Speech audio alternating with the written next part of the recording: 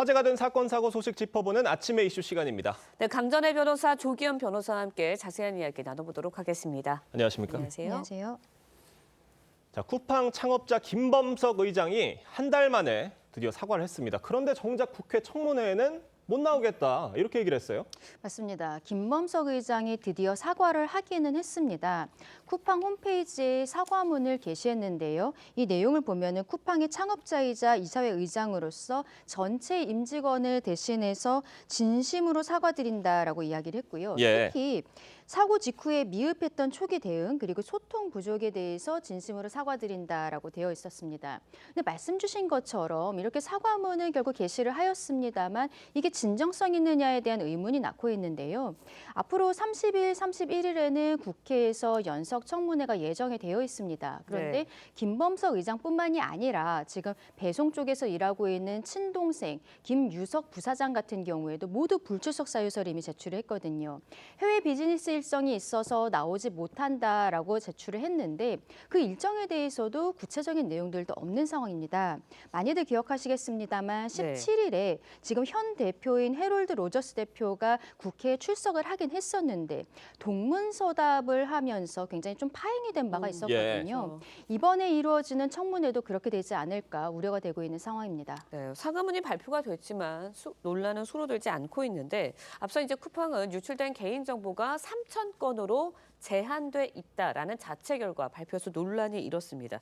김 의장이 조사 결과 관련해서 정부와 협력을 강조한 것을 두고 좀 책임을 줄이기 위한 꼼수 아니냐 이런 지적도 있는데 어떻게 보세요? 그러니까 이번 입장 발표가 셀프 면죄부라는 비판받고 있는데 예. 법적으로 셀프 면책 입장이라고 보여집니다. 이미 쿠팡은 개인정보 유출 사고가 발생한 직후인 지난 11월 29일에 3,370만 건의 개인정보가 무단 유출됐다는 자체 조사 결과를 발표한 바가 있습니다. 그렇죠. 물론 이번에 그 관련된 중국인을 특정하고 그로부터 회수한 노트북을 통해서 분석했다는 것인데 그 얘기를 그대로 신뢰할 수가 있겠습니까? 쿠팡의 의도는 과거 이제 유사 사례에서 이러한 경우에 실제 유출된 정보가 적고 그게 회수되고 폐기됐다는 입장을 밝힘으로써 추가적인 피해에 대한 인과관계 입증이 안 돼서 손해배상 청구가 기각되는 사례들이 있습니다. 그게 2008년의 사례인데요. 지금하고는 다릅니다. 쿠팡의 의도대로 될 것 같지는 않습니다.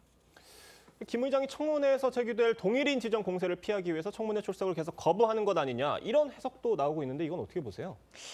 그런데 지금 동일인과 관련해서는 좀 규정을 살펴봐야 됩니다. 예. 우리나라 공정거래위원회에서는요, 공시 대상 기업 집단이라는 것을 매년 공시를 하고 있습니다. 그런데 쿠팡은 21년부터 지정이 되었는데 예. 그때부터 김범석 의장을 총수로 지정해야 되는 것이 아니냐라는 이야기들이 있었고 여기에 대해서 쿠팡은 미국 국적이기 때문에 될 수 없다라면서 반발을 해왔습니다. 근데 문제는요, 24년에 우리 공정거래위원회에서 예외 규정을 만들었던 것이죠. 해외 법인의 경우에는, 그러니까 쿠팡처럼 해외 기업의 경우에는 법인을 동인으로 지정할 수 있다. 그러니까 자연인이 아닌 법인을 동인으로 예. 지정을 하면은 지금 김범석 의장 같은 경우에는 총수로 지정되지 않을 수 있는 이 규정을 오히려 공정거래위원회에서 만들어준 부분들이 있는 것입니다. 그래서 지금 그 이후에 김유석 부사장이 배송 부문에서 일을 하고 있기 때문에 자연인이기 때문에 가족관계여서 총수로 지정될 수 있는 것이 아니냐. 이거 역시 계속 이야기가 나왔었던 부분이거든요. 예. 근데 이 부분에 있어서는 지금 연봉이 한 6억 정도로 알려지고 있습니다만 예. 쿠팡 측에서는 등기 임원 같은 경우에는 연봉이 한 30억 정도가 된다고 합니다. 그리고 실질적으로 김유석 부사장이 어떠한 경영에 참여를 했다라든지 이런 것들에 대해서 객관적인 자료들을 공정위에서 갖고 있지는 못한 것으로 보이는 상황인 것이죠. 그렇다면 지금 와서 갑작스럽게 김범석 의장을 총수로 지정을 하기 위해서는 그동안에 있었던 우리 내부의 규정들을 조금 더 고쳐야 되는 부분들도 분명히 필요한 것이 있거든요. 여기에 대해서 먼저 검토돼야 되는 것이 아닌가라는 생각도 듭니다. 네, 정치권에서도 불출석에 대해서 비난이 계속해서 일고 있는데 배경훈 부총리가 이제 쿠팡 영업정지 명령 가능성을 열어두기도 했습니다. 김 의장의 청문회 출석을 압박할 수 있는 다른 수단이 또 있을까요? 어떻습니까? 일단 청문회에는 출석하지 않는다고 하면 사실 직접적으로 강제할 수단은 없습니다. 예. 다만 이제 국정조사를 할 경우에는 동행명령장 발부가 가능하고 예. 그럼에도 불구하고 불출석했을 경우에는 이제 형사 고발이 국회법에 정해져 있습니다.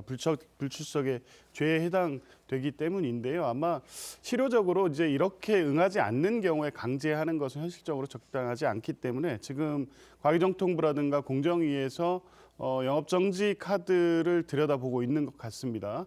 전자상거래법에 의하면 이와 같이 개인정보 보호에 취약하다거나 이후 발생한 사안에 대해서 정부의 시정 조치를 내리고 이에 응하지 않을 경우에는 1년 이내의 기간에서 영업정지를 명할 수 있는 규정이 있습니다. 아마 실제 시정해야 될 조치 내용이라든가 전자상거래법 위반 여부가 있다고 하면 공정위나 과기정통부에서 영업정지까지도 검토할 수 있다는 입장을 두고 지금 내부 검토를 하고 있는 것으로 알고 있습니다. 네.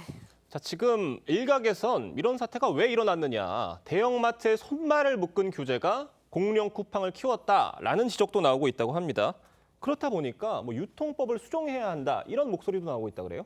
예, 우리는 유통산업발전법이라는 게 2012년부터 시행이 됐는데요. 이 내용은 결국 취지는 골목 상권을 살려야 된다라는 것입니다. 그래서 대기업에서 하고 있는 대형 마트들에게 네. 월 2회 의무 휴업을 넣었고요. 그리고 자정부터 오전 10시까지는 영업 금지를 하는 이런 규정들이 들어갔던 것이죠. 이게 취지 자체는 골목 상권을 살리겠다라고 했습니다만 그때부터 이제 쿠팡이 굉장히 커지기 시작한 것입니다. 쿠팡은 2018년 같은 경우에는 매출이 4조 4천억 원 수준이었는데 작년 그러니까 2024년 같은 경우에 예. 41조 3천억 원까지 올라간 것이죠. 올해는 50조 원을 넘어설 것으로 예상이 되고 있습니다. 결국에는 지금 우리 유통산업발전법이 취지와 달리 결국에는 쿠팡 같은 회사들을 배를 불린 것이 아니냐라는 지적들이 나오고 있는 상황입니다. 네, 알겠습니다. 이번에는 다음 소식도 짚어보도록 하겠습니다. 장경태 민주당 의원의 성추행 의혹과 관련해 피해 여성의 전 연인이 지난 26일 장 의원을 고소했는데요. 앞서 장 의원이 자신에게 위해를 가할 수 있다는 취지의 발언을 했다고 주장을 했습니다. 내용 듣고 이야기 이어가겠습니다. 저가 동대문구청에 있는 것을 인지한 상태로 저에게 위해를 가할 수 있다라는 그런 발언을 했다고 그래서 고소를 못하는 이유 중에 하나였었고. 네, 일단 피해 여성의 전 연인 장 의원은 어떤 혐의로 고소를 했는지 먼저 그거부터 짚어봐야 할 것 같아요. 뭐 일단 최초의 준강제추행으로 피해 여성 측이 장 의원을 고소를 했고요. 예. 그에 대해서 장경태 의원이 무고라고 주장을 하면서 이 사태의 본질은 추행이 아니라 그 남자친구의 데이트 폭력이다라는 주장을 했습니다. 이 자체가 이제 명예훼손이다라는 주장을 하고 있는 것이고요. 이에 따라서 한 그 장 의원의 고소가 무고에 해당된다는 것입니다. 그리고 동대문 구청에 대해서 감찰을 요구했다는 내용의 어떤 이 진술들이 있었던 것 같습니다. 이 부분은 특정범죄가중처벌법상의 면담 강요죄라고 있습니다. 형사 사건과 관련해서 관계된 자에 대해서 면담을 강요하는 경우 또 위력을 행사하는 경우에 성립이 되는데요. 그러니까 피해자가 자신의 피해 구제를 하기 위한 조치를 하지 못하도록 하는 이 법적 조항인데 아마 네. 동대문 구청에 대해서 감찰을 요구했다는 내용의 어떤 이 진술들이 면담 강요죄에 해당된다. 이 세 가지 원인을 가지고 고소를 한 것 같습니다. 뭐 이에 대한 정치권 반응은 어떻습니까? 일단 국민의힘에서는 장경태 의원에 대해서 적어도 민주당이 제명 조치를 해야 되는 것이 아니냐라고 강하게 문제 제기를 하고 있는 상황입니다. 예. 장경태 의원에 대해서 민주당에서 윤리감찰은 지시가 되었지만 지금까지 결론이 전혀 나오지 않고 있는 상황에서 피해 여성 측에서도 장경태 의원에 대해서 고소를 했고 조금 아까 본 것처럼 예. 남자친구도 고소를 한 상황이거든요. 그런데 예. 이 고소한 상황들을 보면은 장경태 의원이 본인이 말하자면은 무죄라는 것을 주장하기 위한 예. 것으로 보이기는 합니다만 그 과정에 있어서 피해자와 피해자의 전 연인에 대해서 그 신분을 알 수 있는 형태로 이야기들을 하고 있는 것이죠. 특히 전 남자친구에 대해서는 일하고 있는 동대문구청의 감찰 같은 것을 지시하는 것은 또 별개의 형사사건이 될 수 있는 것입니다. 국회의원이라는 지위를 이용해서 피해 여성도 국회 보좌진으로 알려지고 있는데 말하자면 의뢰 위치에 있는 사람들에 대한 2차, 3차 가해들이 계속되고 있는 것이 아니냐. 공당으로서 그래서 민주당이 여기에 대해 책임감 있는 자세를 보여야 된다라고 생각합니다. 네, 민주당의 책임감 있는 자세에 대해서 지적을 해주셨는데 앞서서 이제 취재진이 정청래 민주당 대표에게 장의원에 대한 윤리감찰단 진행 상황을 묻자 답변하지 않겠다라고 거부한 점도 좀 논란이 되고 있습니다. 일각에서는 민주당이 내부 문제 소극적인 태도로 뭐 대응하는 거 아니냐 이런 지적도 있는데 어떻게 보세요? 근데 과거의 다른 사례에 비춰 예. 봐서는 뭐 전반적으로 소극적 태도다 이렇게 비판받을 일은 아닌 것 같습니다. 이 사안 같은 경우에는 초기에 이제 문제 제기가 되자마자 정청래 대표가 즉각 윤리감찰을 지시했습니다. 아마 사안 조사 결과 어느 정도 소명을 통해서도 추행 혐의에 예. 대한 이 소명이 안 됐다고 하면 즉각적 조치를 했을 텐데요.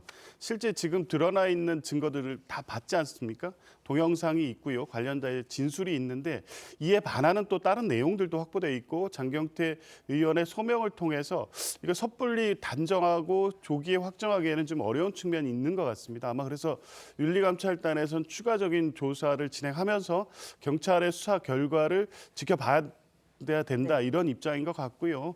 경찰이 뭐 조속한 수사를 통해서 결론을 내야 될 사안이 아닌가 싶습니다. 그 정도라도 얘기를 해주셨으면 어땠을까 하는 아쉬움도 좀 지적으로 나오고 있는 것 같습니다. 오늘 두 분 말씀은 여기까지 듣겠습니다. 감사합니다. 고맙습니다.